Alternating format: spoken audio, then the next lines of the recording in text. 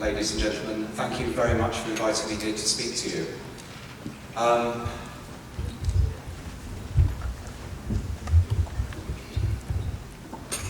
Good old technology.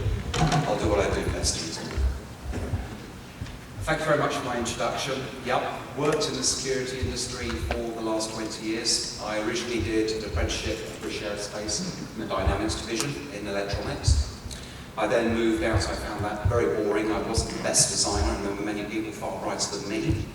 So I got into sales, and I got into sales in the security industry. Quite right. My daughter one evening went down to the local shop, and there was a group of about 10 boys aged between about 11 and 16. And she was prevented from getting in the shop. It was just not possible. I went down the following morning, complained to the shopkeeper, and he swung it round on me. He looked at CCTV, and I suggested, unfortunately, all that CCTV would do was to get very nice pictures of kids behaving badly and would actually deter them. But I had an idea. The idea was based on the fact that my father was chairman of Eveready, a large battery manufacturing company.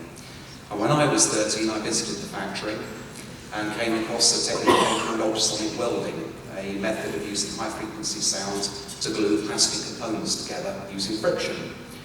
I walked in the room and not a soul could hear it other than me at the age of 13. I went running out the rooms, my fingers in my ears, and found it extremely uncomfortable. Being the CEO's son, the manager of the factory was very concerned and said, "What's the problem, Mr. Stapleton?" And I said, "The sound." And he went, "What sound?" And I still remember looking into that room and seeing that not a single operator had ear protection on, and no one else could hear the noise. So here I am presented with a challenge at my local shop, kids behaving badly, not moving when asked to, often getting violent towards shop staff when asked to move away. So I wondered, and there is a medical condition called premycosis. And it boils down to this, as we all know, the older you get, the worse everything on us works. And with hearing, the first thing to go is the ability to hear high-frequency sound. Now, I did something really very naughty. I have 5 children, God bless them all, but I turned them into my guinea pigs. I set up various bits of electronic equipment that allow me to generate tones. I called my wife in and said, "Listen to this," and she said, "Listen to what?" And I knew I'd set the frequency to a frequency that I, nor she, could hear. And then one by one I called the kids in, and as I called them in, they were all shouting, "Dad, will you shut that up, and what's that noise?" I put together the first unit and installed it outside the shop. Got the kids down there. It was effective, but not incredible. So I did a bit more experimentation, and this very much got me into the area of sound. The human brain, an old school trick you may have come across, if you put a black dot on a wall and stare at it, within about 30 seconds to a minute, you will no longer see the black dot. Our brain filters it out. Now, thankfully, we do exactly the same with sound. If we didn't, things like neon lights, the transformers on toilet TVs, they'd all drive us nuts, but our brain filters that noise. But after a lot of research, I discovered that 4 hertz, that's 4 cycles of sound a second, is at a pitch that makes it intolerable, extremely difficult to ignore. So I took my mosquito device, I found 2 frequencies, both higher than I or my partner could hear, but the kids could hear clearly. And we switched them 4 times a second between the 2 frequencies. We installed it, and it was like magic. I was about 100 meters away, listening with a remote control, and I turned it on, and after about 3 minutes, the ugliest, horriblest kid there said, "Ooh, there's a horrible noise. I really don't like that." The second he said that, all the rest of the group picked up on the noise. And within 13 minutes, the magic 13 minutes, hey presto, they all decided they'd had enough and moved away, and the mosquito was born. A friend of mine who is professional in marketing wrote an article and sent it into a publication called The Grocer. And it took us about 3 weeks to convince the editor of The Grocer that we weren't actually pulling his leg. And he did say if it had been anywhere near April, he never would have run the story. Anyway, in it went, the first commercial unit, and then my life completely changed. The phone didn't stop ringing. I found myself in television shows around the world, doing radio, having documentaries made about me, and a star was born. David Moses contacted me about 3 years ago, and he had the concept of using sound as a method of deterring people from entering premises or entering compounds. And his initial idea was very much the design of the system for use by your good selves in places like petrochemical plants and mining plants. It's completely non-confrontational. It is fully automated. There are systems on the market which came along obviously earlier than this and slightly earlier than my Mosquito. A good illustration is the LRAD system.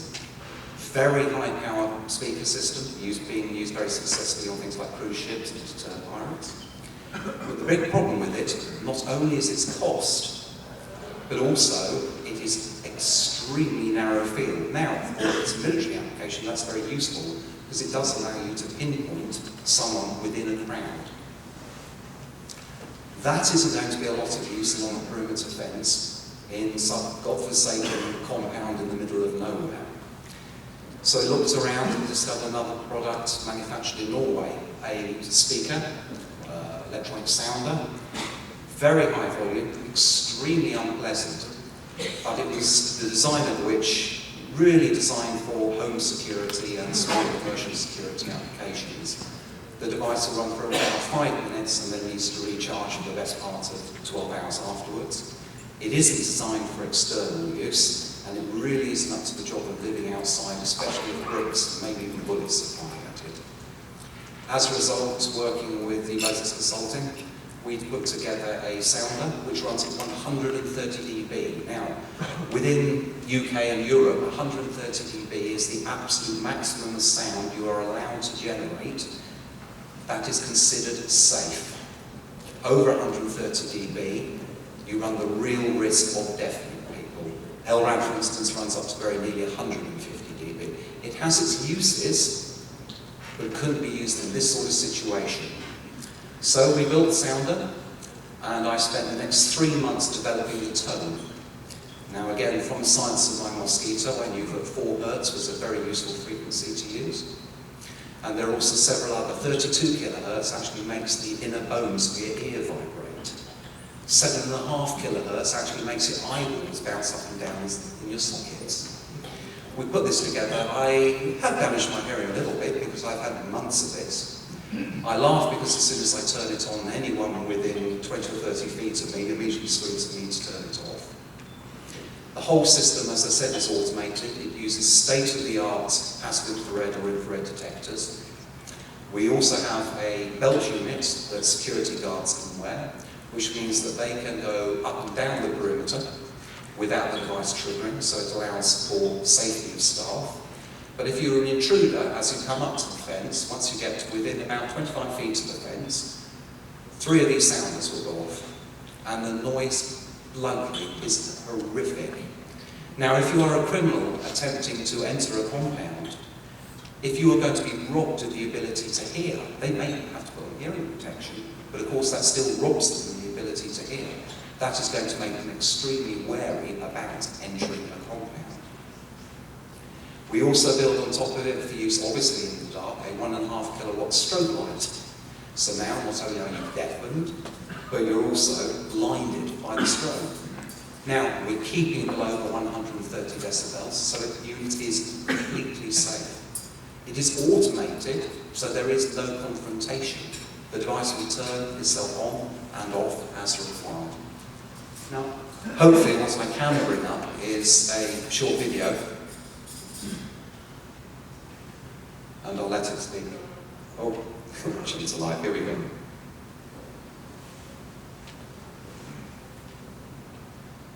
In remote areas, the SPS-128 system removes the ability of would-be attackers to see or hear, rendering them incapable of breaching the perimeter. The state-of-the-art infrared motion sensors have a detection pattern of 40 by 26 feet and will detect people approaching the perimeter whilst ignoring small animals. The sounder unit is constructed from 2.5mm stainless steel for durability and resistance to thrown objects and small calibre ammunition. The speakers are mounted to a removable front plate, making replacement of speaker panels quick and easy. The control electronics are mounted in the rear of the unit, and a 5mm thick steel plate can be installed between these two sections for additional ballistic resistance of key electronics. The 1.5 kilowatt strobe unit, designed to be mounted directly to the top of the SPS 128, is also manufactured from 2.5mm stainless steel, with a 10mm polycarbonate front window. The infrared motion sensors can also be similarly armoured if required.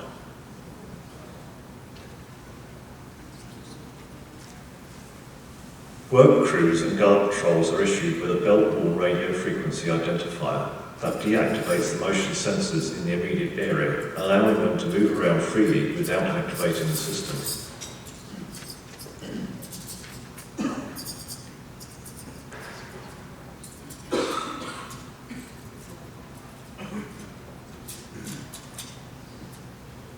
When intruders enter the detection zone of any of the motion sensors, 3 sounders are activated each side of the detector that detects the movement. This activates the warning message, "Warning, sound barrier system activating." The sounder devices will then activate and emit a 128 decibel tone, as well as activating the 1.5 kilowatt strobe unit. Intruders will be completely disoriented and unable to continue their progress. The SBS 128 system demonstrated is ideal for manned compounds in remote areas. However, for remote unmanned sites such as pipeline pressure release valves, etc., the system can be adapted to run on solar or wind turbine power.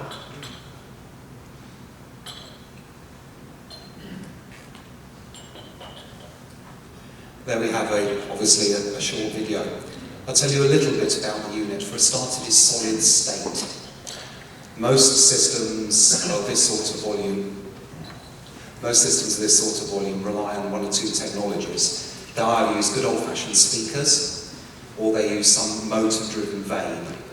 Speakers have the problem, and the motor-driven vane both have the problem of requiring huge amounts of power to drive them. We use state-of-the-art piezo transducers, and the benefit of that is we can reduce the 130 dB of this very, very nasty tone on a device that actually pulls less than half an amp at mains voltage. That makes it completely suitable to go out into the field to be run, as it mentioned in the video, using wind turbines, backup batteries, and solar generation. Along with the system, and we'll give this a bash, there we go. The unit is manufactured, as it mentioned, from 2.5mm galvanized stainless steel. The front plate that you see, that holds the speakers. That is fully removable, so in the rare case that it is damaged, and it's a damn strong unit, that unit can very quickly, by an engineer, with the removal of security screws, be removed and replaced. The expensive amplification and sound files and control equipment all is buried deep within the device, again behind a further 5mm of stainless steel plate. That actually makes the electronics certainly withstand up to 9mm handgun fire. There's some work on it, 50, 80 yards out with an AK-47. Again, we may see damage to 1 or 2 of the speakers, but that will not penetrate through to the electronics inside. This unit is unique in the fact that it is designed to be bolted to the exterior fence. Obviously at height, so it can't be easily interfered with, but it has been designed to stand the worst, coldest, hottest of weather, and also to put up with people attacking it. Really, it's a very straightforward concept, and I'm a great believer in security. There's the old saying, keep it simple, stupid. And this really is simple. It produces a horrid sound, which took a long time to develop, but at the end of the day, it is really nothing more than an extremely high-quality sounder unit. And that is all you need to protect a perimeter of the fence against all but most determined attack. This is part of the control systems we have available. This is a brand new device my company has brought out, literally in the last 6 weeks. This was originally designed for protection of what we call in the UK void properties, of which unfortunately, as of here, there are many thousands of. Buildings that, due to economic times, have been abandoned, buildings that have no power and have no communications. That little yellow case inside has a battery pack that actually provides a security system for over a year. No batteries need to be changed. It links with up to 64 different detectors, and they range from smoke detectors to intruder protection, infrared beams, passive and active, also through to devices such as panic buttons. When that is activated, it actually communicates via the cell network and can be adapted to run via satellite, and passes its information onto a dedicated secure server. That information then can be logged onto by our clients with a username and password protected site, and they can see up to the minute, minute by minute, hour by hour, day by day activations on the system. It also has 64 individual user codes or electronic keys that can be used with the system. All the ancillary equipment again is rated at over a year. The detection range between the detector and the control electronics at the power we're allowed to use across Europe and the UK and here, and it's tiny, it's only 10 milliwatts, is in excess of a mile. This system is used and recognised by the British Police and has what is called Secure by Design accreditation, so it has been inspected by them and is in daily use as a very quick method of securing an empty premises. It is also unique amongst all of the competition that we have been able to develop and get the battery power so low that with your computer in your office you can actually arm and disarm a device remotely. As long as there's a satellite or network connection, you can arm and disarm on command. This system obviously comes with standard sounders and strobe lights, but most importantly, this is going to be the backbone of the SPS 128 sounder. So not only do you have a system as someone approaches that activates the detector, that will then activate the SPS sounder. With this system, we also have visual verification. We don't run video, but we take good quality photographs, 4 photographs in quick succession, and that is all delivered via the web portal to you on your desktop. So from thousands of miles away, you can actually see what has caused the activation, get a picture of what has caused the activation, and have the knowledge that there's every chance that the SPS sounders have actually frightened them away. It's not going to stop the hardened criminal. It's going to stop everyone up to them. Anyway, thank you very much for listening to me. Apologies for the presentation not going quite as it should. Does anyone have any questions?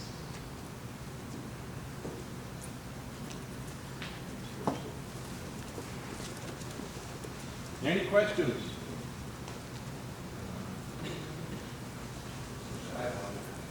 What sort of API or other allowances do you have to tie into a broader eSIM or other security management systems? Could you all hear the question? If you could just bear with me a minute. This is my exercise period here. What sort of API or other allowances does the system have for tying into a eSIM or other sort of physical security management system? Firstly, thank you for rescuing me with a question. We have the real benefit. I run a small team. My designer, who in fact has just turned 30 yesterday, I must remember to send the birthday card when I get back, was designing systems for the Ministry of Defence from the age of 18 at university. We have the ability to interface to any system that you require. He once had a mission, and that was a customer who had a very upmarket Mercedes, and he wanted a hi-fi that turned the volume up and down as he drove along the road. Mercedes refused to give them the coding for what is called the CAN bus, the communications bus within the car. He used a meter to watch the signals. He covered his living room floor in bits of paper, and within 6 hours they actually cracked the code that Mercedes used for their communications and security within their vehicles. So sir, I can assure you, you show me the system and we'll do a bespoke interface for it. Okay, y'all got that? I didn't see some of you taking notes. I mean, if you need to have it repeated, let me know. Okay, got it? Okay. Any other questions here? Yes. Hang on just a minute, this way everybody can hear. In a rural environment, is the sound dissipated? Is it more effective in an urban area, or Again, it is simple, well-built technology. It boils down to this: every time you double the distance, you knock off 3 dB, so it gets quieter as you move away. We use higher frequency sound because that is what's natural to the transducers that we use, the solid state. But the sound is actually developed and focused around the top and most sensitive parts of our hearing. In other words, the sort of tones we make with our voice. It wouldn't matter about the area that it's used. The sound is not focused like LRAD. It has a spread of about 110 degrees, but it is far quieter behind the device than in front of the device, and that's just the nature of high frequency. The units are fully programmable, so the volume can be adjusted. But one of the most important things is that the detectors we use, as it happens, we get them from a company called Optex. They are one of the very few commercially available movement detectors that are designed to be installed outside and used for security. Most detection systems are designed for CCTV and lighting. These detectors are actually designed for security. They are highly reliable and very tolerant to false alarms. When this unit goes off, it's for one reason: it's because someone or a group of people have approached them. So that way we will keep the minimum nuisance down. And obviously, using a system such as our RDAS, it is also possible to remotely switch the units once you've had visual verification of a potential intruder. Okay, other questions? All of us I know are secretly thinking, boy, I'd like to put this outside my kid's room. But anyway, we won't go there. We won't go there. If there are no more questions, let's have a hand for Howard. Thank you so much.